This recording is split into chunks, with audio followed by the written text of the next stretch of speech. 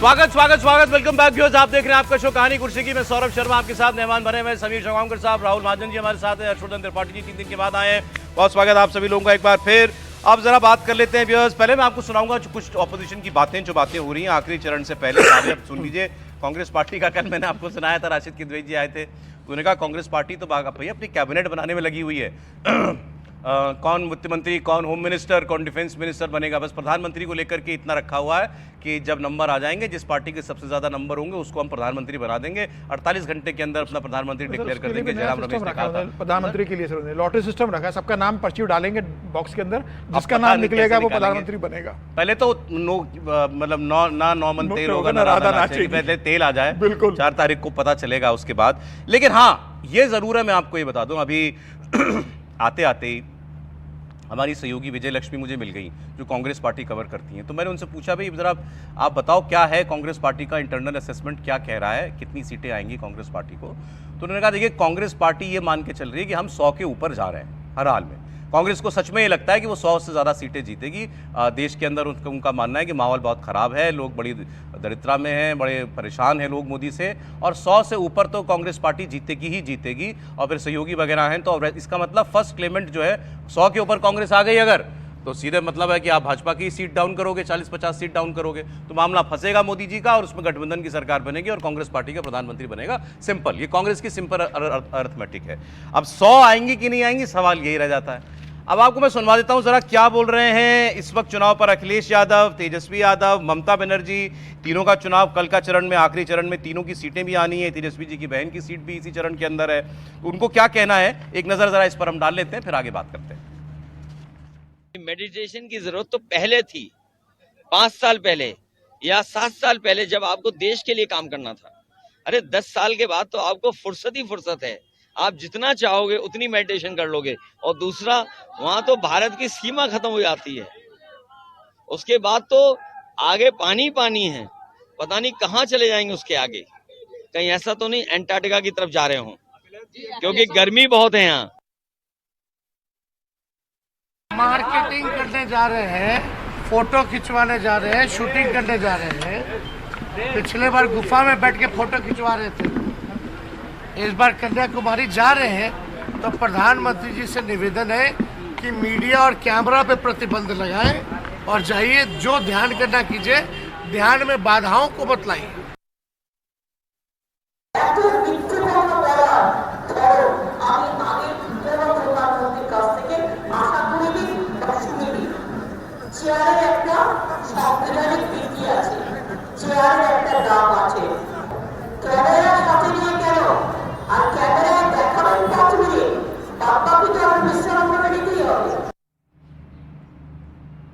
बड़ा संकट है भाई, कैमरा लेके क्यों गए हो, प्रचार करने जा रहे हो, शूटिंग कराने जा रहे हो।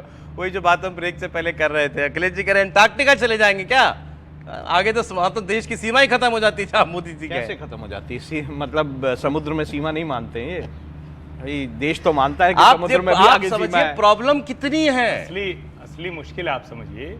जब नरेंद्र मोदी विवेकानंद शिला स्मारक पर ध्यान में है, विवेकानंद मंडपम में 2 मंडपम है, वहाँ एक में कर रहे हैं। और एक चीज़ और आप लोग जान लीजिए, हम में से कोई भी जाकर इसी तरह से वहाँ ध्यान लगा सकता है। जाहिर है प्रधानमंत्री हैं तो उनकी सुरक्षा होगी, उनकी, लेकिन हम सब वहाँ जा सकते हैं, हम सब बोट से जाकर हम सब ध्यान लगा सकते हैं। लेकिन मूल समस्या देखिए आप, एक जो राहुल जी ने बड़ी अच्छी बात कही कि भैया समुद्री सीमा भारत की कहाँ तक है, जरा ये सोच लो। दूसरी बात, भारत की सीमा जहां तक है उसको किनारा मान लेना, यह भी एक मानसिकता है। इसी मानसिकता की वजह से मणिशंकर अय्यर जैसे लोग एलिज्ड चाइनीज इन्वेजन कह देते हैं।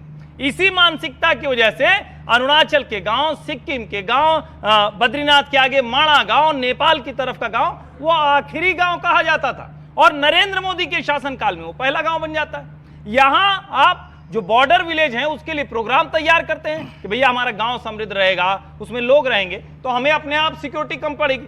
ये जो मानसिकता है ये भी लोग देख रहे हैं। और फिर वही बात है, राम मंदिर लोगों को याद आता है, काशी विश्वनाथ धाम याद आता है, महाकाल लोक याद आता है, दुनिया के राष्ट्राध्यक्ष आते हैं तो गंगा आरती दशाश्वमेध घाट पर खड़े होकर करते हैं, वो याद आता है। किसी को गीता, किसी को दूसरे ऐसी चीजें, किसी को भारत की जो प्रतिष्ठित चीजें हैं वो देना, ये सब कुछ विपक्ष। देखिए ये उसी चीज को कहने का दूसरा तरीका है जो पहले अब 2004-14 के बाद तो कम कर दिया लोगों ने, उस वक्त जो कहा करते थे, इतना हिंदू हिंदू क्यों करते हो भाई?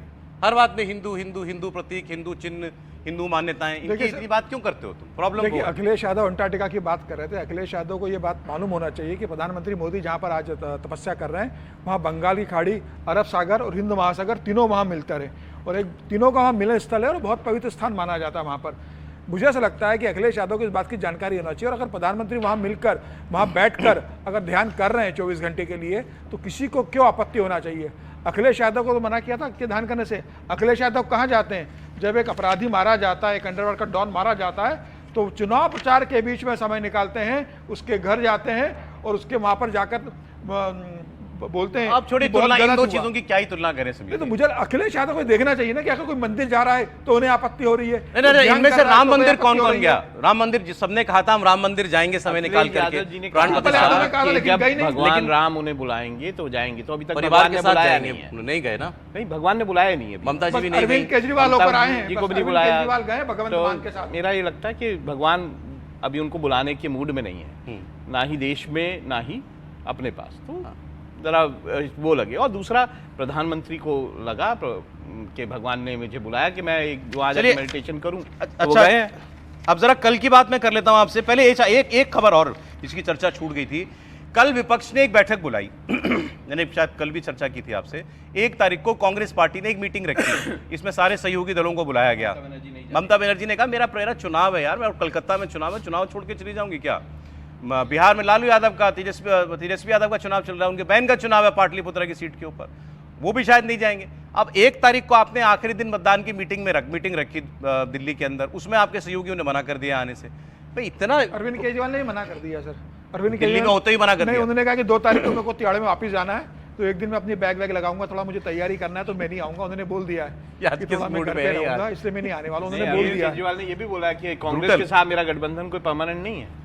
हाँ तो ठीक बात है, तो पर वो तो नहीं है। नहीं, लेकिन ये कि भाई आप ऐसे दिवस वो वाला जो कह रहे हैं वो महत्वपूर्ण है, परमानेंट वाले तो पॉलिटिकल, वो कह रहे हैं बैग लगाना है। कल मीटिंग करके क्या क्या करना चाहता होगा विपक्ष? वैसे देखिए, विपक्ष की तैयारी यह थी, कहें कि जो विपक्ष की नहीं, ये कांग्रेस की तैयारी थी, जिसको ममता सहित उनके दूसरे सहयोगियों ने लगभग ध्वस्त कर दिया है।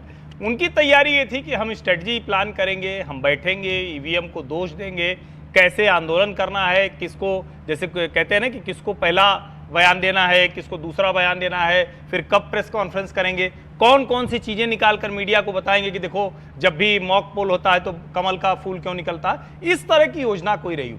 इसके अलावा कोई और नतीजों पर सवाल उठाने की योजना, नतीजों पर सवाल उठाने की योजना, बहानेबाजी बनाने की योजना ये थी। और उसमें भी जो लोग अपने को थोड़ा समझते हैं कि भाई हम नेता के तौर पर ज्यादा बेहतर है, हमारे पास ज्यादा लोग हैं, तो चाहे वो ममता बनर्जी हो, चाहे तेजस्वी हो, दूसरे लोग हों, या अरविंद केजरीवाल भी हो, उनको लगता है कि हमें उस बैठक में नहीं जाना चाहिए। और एक और चीज समझिए, अभी अलाइनमेंट 4 तारीख के बाद दूसरा भी शुरू, ये जो सारे लोग कांग्रेस से चिपके खोज रहे हैं, 4 तारीख को अरविंद केजरीवाल की प्रेस कॉन्फ्रेंस होगी कि कांग्रेस अपनी जिम्मेदारी निभाने में पूरी तरह से विफल रही, हम अब इस लड़ाई को लड़ेंगे, 2029 में जीतेंगे। और अभी वो जेल के भीतर से उनकी रिलीज आएगी या फिर से सुनीता केजरीवाल जी, वही जो पीछे बैकग्राउंड वाली फोटो जो कुर्सी पे बैठकर वो वाला आएगा, उसमें से क्या होगा ये मुझे, ये इंटरेस्टिंग थॉट है कि क्या 14 तारीख के बाद मोदी अगर जीत गए तो कौन कौन कहां से टूटेगा। देखिए सीरियस, जैसे कि आपके जो कांग्रेस कवर करते हैं सीनियर जो पत्रकार हैं विजय लक्ष्मी ने कहा कि कांग्रेस का अपना असेसमेंट 100 का है। तो ये मीटिंग अगर सीरियसली इसको देखा जाए तो ये मीटिंग इसलिए भी हो सकती है कि वो ये तय करना चाहते हों, अगर उनका असेसमेंट ये है कि अगर उनके पास 100 सीटें आती हैं तो सरकार का गठन किस तरह से होगा। तो वो उससे पहले भी जो है तो ये 4 तारीख के बाद करेंगे आप या पहले करेंगे? भाई पहले भी हो सकता है, स्ट्रेटेजाइज तो पहले भी एक बड़ा इंटरेस्टिंग मैंने तो सुना है बीजेपी तैयारी पूरी कर रही है कि भाई किस तरह से कहाँ शपथ ग्रहण होगा, कहाँ ये होगा, सब हो रहा है ना। एक बड़ी इंटरेस्टिंग खबर आ रही है, वो कांग्रेस की तैयारी से जुड़ के, T20 का वर्ल्ड कप हो रहा है अमेरिका में इस बार, T20 का वर्ल्ड कप हो रहा है, भारत देश भी गया, उसमें आयरलैंड की टीम भी गई है इस वर्ल्ड कप में। तो जब आयरलैंड की टीम जा रही थी उसके पहले, तो वहाँ के उनके प्रधानमंत्री ने उनको बुलाया और बताया कि आप लोग जीत के आओगे तो अपन ऐसा जश्न मनाएंगे, ऐसी पार्टी देंगे। खिलाड़ी लोग भी बात कर रहे थे कि वर्ल्ड कप में इनामी राशि इतनी मिलती है तो उसका डिस्ट्रीब्यूशन कैसे होगा, कोच ज्यादा हिस्सा रखेगा, खिलाड़ी ज्यादा रखेंगे। तो ये बैठ के पहले आयरलैंड में हो रही थी वर्ल्ड कप जीतने को लेके। तो कांग्रेस की स्थिति भी वैसी है जैसी आयरलैंड की स्थिति है। सत्ता में आना है नहीं, लेकिन अभी से कह देना कि 120 आएंगे तो गृह मंत्री तेजस्वी को बना देंगे, वित्त मंत्रालय अरविंद केजरीवाल को दे देंगे, तो जेल के अंदर है। देख रहे हो ना विनोद, क्या कहना चाह रहे हैं ये? नहीं ये जैसे आयरलैंड विश्व कप जीतने की तैयारी कर रहा है, ऐसे ही कांग्रेस चुनाव जीतने की तैयारी में लगी तैयारी कर रही है। और विभाग भी बांटे जा रहे हैं कि जेल में बंद अरविंद केजरीवाल वित्त मंत्रालय संभालेंगे। अब लीजिए, अगर वित्त मंत्रालय अरविंद केजरीवाल का नाम सुनाई देगा, जो 2-4 लोग देने भी होंगे वो भी कहेंगे भैया मत दो। क्योंकि राशिद जी बता के गए वित्त मंत्रालय अरविंद केजरीवाल का नाम चल रहा है और तेजस्वी यादव का होम मिनिस्टर के तौर पर नहीं, मैं तो नहीं जानता हूं। अगर तेजस्वी होम मिनिस्टर और ये राशिद जी बता रहे हैं जगह जगह टीवी चैनलों पर, तो पता नहीं वो इनका भला कर रहे हैं कि बुरा कर रहे हैं। 4 से 10 वोट और छिटक जाएगा, क्योंकि इन लोगों का नाम सुन के लोग सोचेंगे ना भाई कि, और आप कल्पना कीजिए इस तपती गर्मी में दिल्ली में लोगों को पीने का पानी नहीं मिल रहा है, ये समझिए आप। और अगर वो व्यक्ति सिर्फ प्रचार और उसके बाद देश के वित्त मंत्री के तौर पर उस व्यक्ति का नाम आएगा, तो क्या हाल होगा। जो घाटे सीएम के तौर पर तो काम करने के लिए सुप्रीम कोर्ट ने रोक लगा रखी है, आप हर बात में केजरीवाल जी को दोष देते हैं। क्या करें केजरीवाल? कमाल की बात यह है कि सीएम के काम करने के लिए वो इच्छा भी नहीं थी उनकी, उन्होंने बिल्कुल नहीं किया। तुरंत कपिल सिब्बल ने कहा ना ना साहब बिल्कुल नहीं करेंगे ही नहीं, काम ही नहीं करेंगे। अरे भाई काम तो करना ही नहीं सीएम के तौर पर, ना उनके पास विभाग, ना कहीं कुछ साइन करना है, ना किसी से कुछ पूछना, ना कुछ बताना, तो उनको क्या करना है? दिल्ली के लोगों को पानी देना था, पानी ये सरकार नहीं दे। मैं दूसरी बात पर आ रहा हूं। आपने जो बात छेड़ी कि 4 तारीख के बाद अरविंद केजरीवाल अलग हो जाएंगे पहले कांग्रेस से, और कौन कौन टूट सकता है? ये डिपेंड करता है क्या। ममता पहले आधी टूटी हुई, अलग अलग हुई पड़ी है। ये इस पे डिपेंड करेगा सीटें किसकी क्या आती है। मोदी की मेजोरिटी की बात कर रहा हूं मैं। मोदी की मेजोरिटी की बात, मोदी की मेजोरिटी हुई तो इंडिया गठबंधन बना, इसमें क्या होगा? सबसे पहले कांग्रेस में टूट होगी। अभी तो कांग्रेस में टूट बिल्कुल होगी। कांग्रेस के जितने लोग अभी बचा क्या? ना इंटरेस्टिंग थॉट है। कांग्रेस में टूट, जितने लोग अभी भी हमने देखा है कि बड़े बड़े नेता कांग्रेस छोड़ के जो है बीजेपी में शामिल हो गए, ये और होगा। अच्छा, इसमें और बड़े लोग, बड़े नाम, नेचुरली बड़े बड़े नेता जो है वो कोशिश करेंगे। अब 5 साल भविष्य आगे देखना है उनको, तो कोशिश होगी कि वो जो है दूसरी बीजेपी में शामिल हो या दूसरी पार्टियों में शामिल हो।